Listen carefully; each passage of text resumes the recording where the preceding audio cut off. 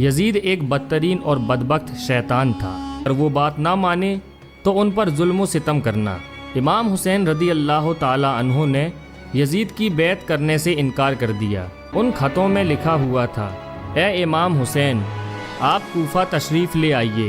حضرت مسلم بن عقیل کے ہاتھوں میں 18,000 لوگوں نے بیعت کر لی، لیکن جب یزید نے ان لوگوں کو دھمکیاں دی تو وہ لوگ اپنی بات سے مکر گئے اور امام مسلم بن عقیل کو شہید کر دیا۔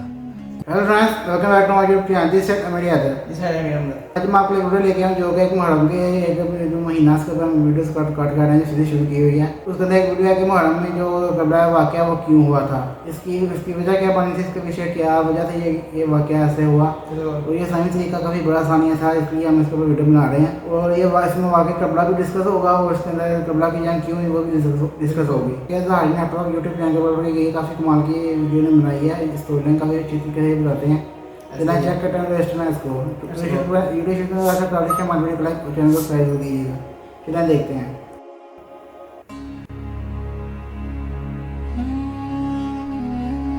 حضرت امیر معاویہ رضی اللہ تعالی عنہ کے وصال کے بعد آپ کے بیٹے یزید کو خلافت مل جاتی ہے۔ یزید ایک بدترین اور بدبخت شیطان تھا، شرابی تھا، زانی تھا۔ یزید کو جب خلافت ملی تو یزید سمجھ گیا کہ میری اس خلافت کو حضرت امام حسین رضی اللہ تعالی عنہ کبھی قبول نہیں کریں گے۔ اس لیے یزید نے مدینہ منورہ کے گورنر ولید بن عتبہ کو خط لکھا کہ حسین ابن علی، عبداللہ ابن عمر اور عبداللہ ابن زبیر رضی اللہ تعالی عنہ میری بیعت کو مانیں، اگر وہ بات نہ مانے تو ان پر ظلم و ستم کرنا۔ امام حسین رضی اللہ تعالی عنہ نے یزید کی بیعت کرنے سے انکار کر دیا، کیونکہ یزید آپ کے نزدیک مسلمانوں کی امامت اور خلافت کے ہرگز لائق نہیں تھا، کیونکہ آپ جانتے تھے یزید فاسق و فاجر تھا، زانی تھا، شرابی تھا اور ظالم تھا۔ امام حسین رضی اللہ تعالی عنہ مدینہ شریف چھوڑ کر مکہ شریف تشریف لے آئے۔ اب آپ کو مکہ شریف میں کوفیوں کے ڈھیر سارے خط آنے لگے۔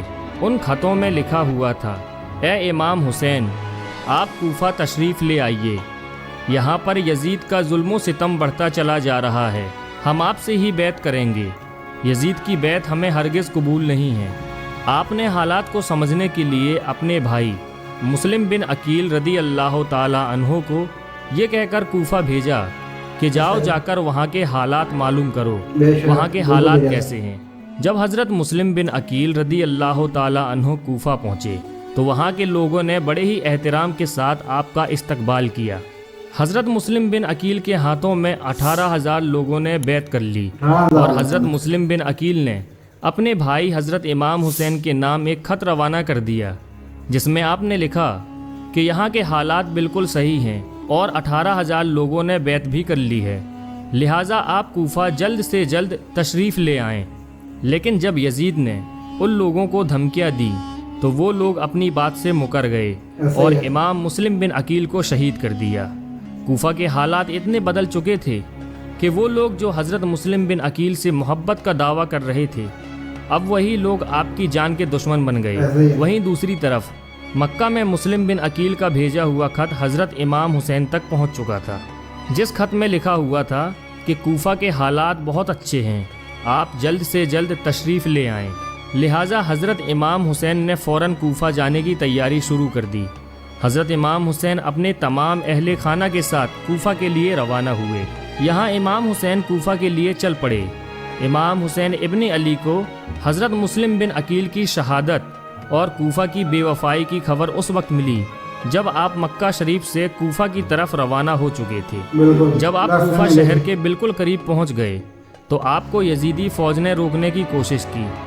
حضرت امام حسین نے فرمایا کہ میں تم لوگوں کے بلانے پر ہی کوفہ شہر میں آیا ہوں، اگر تم لوگ چاہتے ہو کہ میں کوفہ میں نہ آؤں تو مجھے واپس جانے دو، میں جانے کے لیے تیار ہوں۔ یزیدی فوج نے حضرت امام حسین کو کوفہ شہر میں داخل نہیں ہونے دیا، لہٰذا حضرت امام حسین نے اپنے پورے قافلے کے ساتھ اپنا راستہ بدل لیا۔ چلتے چلتے جب آپ ایک چٹیل میدان میں پہنچ گئے تو آپ نے ایک شخص سے سوال کیا کہ یہ کون سی جگہ ہے؟ اس شخص نے کہا اس جگہ کو کربلا کہا جاتا ہے۔ آپ نے فوراً اپنے پورے لشکر کو حکم دیا کہ یہیں پر خیمہ لگا دیا جائے، لہٰذا اس طرح سے حضرت امام حسین کربلا میں پہنچے۔ ادھر یزیدی فوج کو جب اس بات کا علم ہوا کہ حضرت امام حسین نے اپنا خیمہ کربلا کے میدان میں لگایا ہوا ہے، تو یزیدی فوج نے بھی فوراً کربلا کے میدان میں پہنچنا شروع کر دیا۔ یزید کی جو فوج کربلا پہنچ رہی تھی ان کی سپہ سالاری ابن سعد کر رہا تھا۔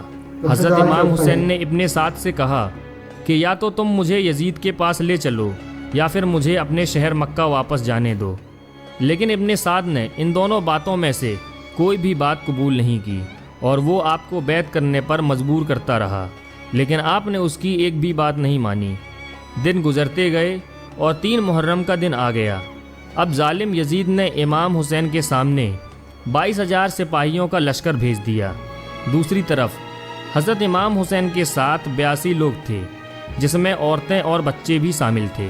کتنی حیرت کی بات ہے کہ یزیدیوں میں امام حسین کا اتنا خوف تھا کہ جہاں امام حسین صرف 82 لوگوں کے ساتھ میدان کربلا میں تھے، جس میں عورتیں اور بچے بھی شامل تھے، وہیں یزید نے مقابلے کے لیے آپ کے سامنے 22,000 کا لشکر بھیج دیا، جو کہ امام حسین کے سامنے 100 گنا سے بھی زیادہ تھا۔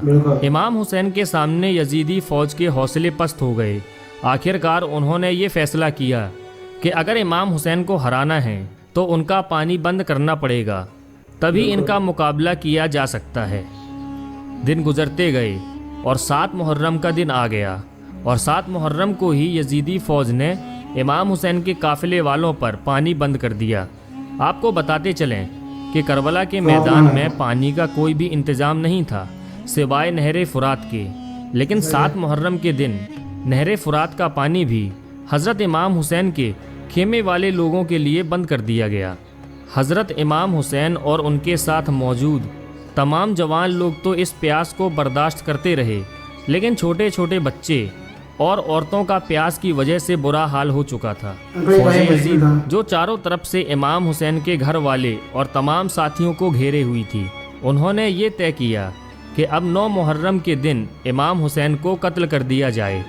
حضرت امام حسین نے حضرت عباس سے کہا، عباس جاؤ یزید کی فوج کے پاس اور ان سے کہو ہمیں ایک رات اللہ کی عبادت کرنے کے لیے دی جائے۔ جب حضرت عباس نے یزیدی فوج سے 1 رات کی مہلت کے لیے کہا تو انہوں نے آپ کی بات مان لی۔ جب تک 9 محرم کی تاریخ آئی تب تک حضرت امام حسین کو یہ یقین ہو چکا تھا کہ یزید کی فوج کا مقصد صرف اور صرف مجھے شہید کرنا ہے، اس کے علاوہ یزید کچھ بھی کرنے کے لیے تیار نہیں ہے۔ اس لیے حضرت امام حسین نے 9 محرم کی رات میں اپنے تمام خیمے والوں کو ایک جگہ پر اکٹھا کیا، اور آپ نے کہا کہ یہ بات تو طے ہو چکی ہے کہ یہاں پر موجود سبھی لوگ 1-2 دن کے اندر شہید کر دیے جائیں گے، اس لیے یہاں موجود آپ میں سے جو بھی ابھی واپس لوٹنا چاہتے ہیں وہ لوٹ سکتے ہیں۔ حضرت امام حسین نے فوراً خیمے میں جل رہے تمام دیوں کو بجھوا دیا اور اندھیرا کروا دیا تھا تاکہ جو بھی جانا چاہے وہ بے جھجک چلا جائے۔ تھوڑی دیر بعد جب دیوں کو دوبارہ جلوایا گیا تو سارے کے سارے لوگ بیٹھے آنسو بہا رہے تھے، یعنی کوئی بھی حضرت امام حسین کو چھوڑ کر جانے کے لیے تیار نہیں تھا۔ آخرکار 10 محرم کا دن آیا اور حضرت امام حسین اور یزید کی فوج کے بیچ جنگ ہونا شروع ہو گئی۔ جہاں ایک طرف یزید کی ایک بڑی فوج تھی تو وہیں دوسری طرف امام حسین کے ساتھ صرف 72 لوگ تھے۔ اتنے میں فوج یزید کا حملہ شروع ہو جاتا ہے اور ہر شہید شہادت کا جام پیتا گیا۔ کبھی حر شہید ہوتے ہیں تو کبھی قاسم شہید ہوتے ہیں، تو کبھی علی اکبر شہید ہوتے ہیں، تو کبھی اون و محمد شہید ہوتے ہیں۔ 3 دن کے پیاسے امام حسین کے گھر والے اور تمام افراد یزیدی فوج سے جنگ کرتے رہے اور ایک ایک کر کے شہید ہوتے گئے۔ حضرت عباس علمبردار سے حضرت امام حسین کے 6 مہینے کے بیٹے علی اصغر کی پیاس نہیں دیکھی گئی۔ آپ نے ایک مشکیزہ لیا اور گھوڑے پر سوار ہو کر نہر فرات کے کنارے پہنچ گئے، اور آپ نے ایک مشکیزہ بھر لیا، لیکن جب آپ پانی لے کر واپس لوٹنے لگے تو یزیدی فوج نے آپ کے اوپر لگاتار تیر برسانا شروع کر دیا تھا۔ حضرت عباس جب تک حضرت امام حسین کے خیمے تک پہنچ پاتے تب تک یزیدی فوج نے تیر چلا کر حضرت عباس علمبردار کو شہید کر دیا تھا۔ اس طرح حضرت عباس علمبردار شہید ہو گئے۔ ان کے پہلے بہت اس غلط طرح کیا ایک گیا ایک کر کے تمام اہل بیت کے نوجوان اور ہاشمی شیر شہادت کا جام پی لیتے ہیں۔ دھیرے دھیرے کر کے جب حضرت امام حسین کے سبھی افراد شہید ہو گئے تو اس کے بعد حضرت امام حسین نے خود میدان میں تلوار لے کر نکلنے کا فیصلہ کیا۔ امام حسین اپنی تلوار سے کافی لمبے وقت تک یزیدی فوج کا اکیلے مقابلہ کرتے رہے۔ حضرت امام حسین کے تنہا ہونے کے باوجود بھی آپ کے مقابلے میں کوئی بھی نہیں آنا چاہتا تھا، اور اس کی صرف ایک ہی وجہ تھی، اور وہ وجہ یہ تھی کہ آپ حضرت علی کے بیٹے تھے۔ اس وقت یزید فوج کے ایک کمانڈر ابن سعد کو یہ یقین ہو چکا تھا کہ ہم کسی بھی طرح سے حضرت علی کے بیٹے کا مقابلہ نہیں کر سکتے ہیں، اس لیے اس نے اپنے تمام فوجیوں کو امام حسین کے اوپر ایک ساتھ حملہ کرنے کا آرڈر دیا۔ تمام لوگ حضرت امام حسین پر ایک ساتھ مل کر حملہ کر رہے تھے، لیکن اس کے باوجود بھی امام حسین لگاتار یہ ثابت کر رہے تھے کہ باطل چاہے تعداد میں کتنا بھی ہو، لیکن وہ حق اور سچ کے مقابلے میں بالکل بھی ٹک نہیں سکتا۔ جب حسینیت اور یزیدیت کے بیچ بڑی ہی خطرناک جنگ چل رہی تھی کہ اسی بیچ میں اچانک سے نماز عصر کا وقت ہو گیا۔ حضرت امام حسین نے ایسے مشکل وقت اور ایسی زخمی حالت میں بھی عصر کی نماز پڑھنے کا ارادہ کیا۔ آپ نے جیسے ہی نماز پڑھنا شروع کیا، یزیدی فوج کو وہ موقع مل گیا جس کا وہ لوگ ایک لمبے وقت سے انتظار کر رہے تھے، یعنی جیسے ہی حضرت امام حسین سجدے میں گئے، شمر جل جوشن نے آپ کی گردن پر تلوار چلا کر آپ کے سر کو جسم سے جدا کر دیا۔ حضرت امام حسین کی شہادت کے بعد یزیدیوں نے آپ کے سر مبارک کو نیزے پہ رکھ کر پورے کوفہ میں گھمایا تھا۔ آپ کے سر مبارک کو گلی گلی میں گھما کر جلوس نکالا گیا تھا۔ کربلا کی اس جنگ میں حضرت امام حسین کے گھر والوں میں سے صرف آپ کی ایک اولاد ہی بچ سکی تھی، جن کا نام حضرت زین العابدین تھا۔ اس کے علاوہ حضرت امام حسین کے گھر کی تمام عورتوں کو قیدی بنا کر کوفہ لایا گیا تھا۔ بھلے ہی اس دن امام حسین کو شہید کر دیا گیا تھا، لیکن آج بھی حضرت امام حسین پوری دنیا میں قیامت تک کے لیے زندہ ہیں۔ یزید ڈوب گیا شام کے اندھیروں میں، حسین چمکے ہیں دنیا میں روشنی کی طرح۔ دوستو، اگر آپ کو یہ ویڈیو پسند آئی ہو تو ویڈیو کو لائک کریں، اپنے دوستوں کے ساتھ شیئر کریں، اور ایسے ہی ویڈیوز پانے کے لیے ہمارے چینل کو سبسکرائب کر دیں۔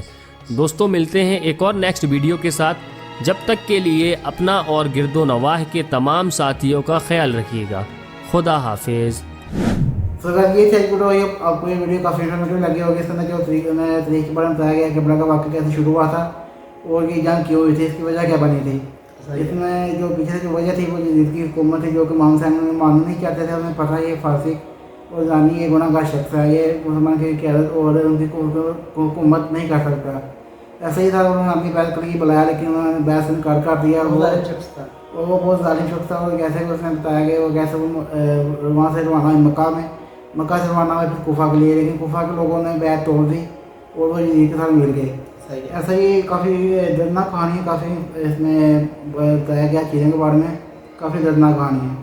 ہاں، اس ویڈیو میں کافی انفارمیشن ہے۔ اس کے وجہ سے ہم کربلا کی جنگ کیوں ہوئی، وہ اس لیے ہوئی تھی کیونکہ وہ ان کے بیعت نہیں تھے کر رہے یزید کی، کیونکہ وہ ظالم شخص ہے، اس لیے وہ اس کے بیعت نہیں تھے کر رہے، کیونکہ وہ آگے سب کچھ ظلم کرتا لوگوں کے اوپر اور سب کچھ تباہ کر دیتا ہے، اس لیے ان کے بیعت نہیں تھے کر رہے، اور وہاں سے وہ ضد کر کے کربلا کی طرف چل پڑے، اور وہاں انہوں نے سارا ان کے خاندان کو شہید کر دیا، پھر انہوں نے بھی شہید کر دیا۔ اور یہ اسلامی تاریخ میں کافی دردناک واقعہ تھا، یہ ایسا ہی کافی کافی بڑا ثانیہ ہوا تھا یہ اسلامی تاریخ میں، کافی دردناک واقعہ ہے یہ۔ سو کہتے ہیں اس ویڈیو آپ کو ویڈیو پسند آئی ہوگی۔ اگر آپ کو ویڈیو پسند آئی تو ہماری ویڈیو کو لائک اور چینل کو سبسکرائب ضرور کیجیے گا تاکہ ہماری آنے والی ویڈیوز آپ تک پہنچ سکے۔ ملتے ہیں آپ سے اگلے ویڈیو میں، تب تک اللہ حافظ۔